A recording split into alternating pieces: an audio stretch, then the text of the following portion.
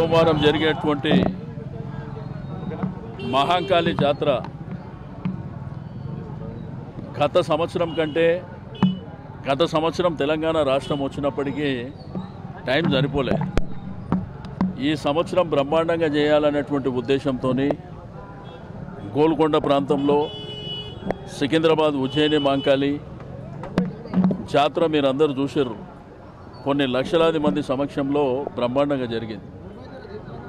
ఈరోజు ఓల్డ్ సిటీకి ఉన్నటువంటి ప్రత్యేకత ఉమ్మడి దేవాలయాల కమిటీ ఆధ్వర్యంలో జరిగేటువంటి బోనాలు ఉప్పుగూడ కానీ, గౌలిపుర కానీ, లాల్ దర్వాజా, అక్కన్న మాదన్న, హరిబౌని, అలియాబాద్ అనేకమైనటువంటి ప్రాంతాల్లో జరిగేటువంటి ఉత్సవాలు బ్రహ్మాండంగా జరగాలనేటువంటి తలంపుతోనే ప్రభుత్వం ముఖ్యమంత్రి గారు ప్రత్యేకమైనటువంటి డైరెక్షన్ వలన ఓల్డ్ సిటీలో, న్యూ సిటీలో, హైదరాబాద్లో ఉన్నటువంటి అన్ని దేవాలయాలకు ఇది ఎండోన్మెంటా ప్రైవేటా అనేటువంటి విషయాన్ని పక్కన పెట్టి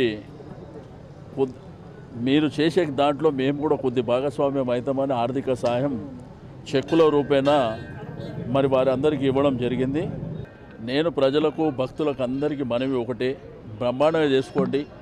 మన రాష్ట్రంలో కూడా జరిగేటువంటి ఈ కార్యక్రమాన్ని, ఈ జాతరని తెలంగాణ జిల్లాలే కాదు భారతదేశానికి కూడా ఎగ్జాంపుల్గా చూపించే విధంగా ఈ కార్యక్రమాన్ని చేయాలని చెప్పి, రెండోది చాలా ప్రాంతాలల్లో కల్చర్ డిపార్ట్మెంట్ ఆధ్వర్యంలో కళాకారుల ప్రదర్శన ఉంటుంది. అన్ని దగ్గర స్టేజులు ఏర్పాటు చేసి ఆ కార్యక్రమాన్ని కూడా బ్రహ్మాండంగా చేస్తున్నాం.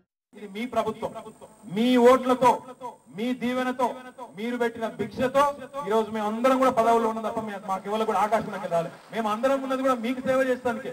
నాకు మీ అందరి సమస్య తెలుసు. వడ్డీ లేని రుణం విషయంలో కొన్ని రోజుల నుంచి మీకు పైసలు రాలే, మిత్తి రాలే, మాకు ఎరికే.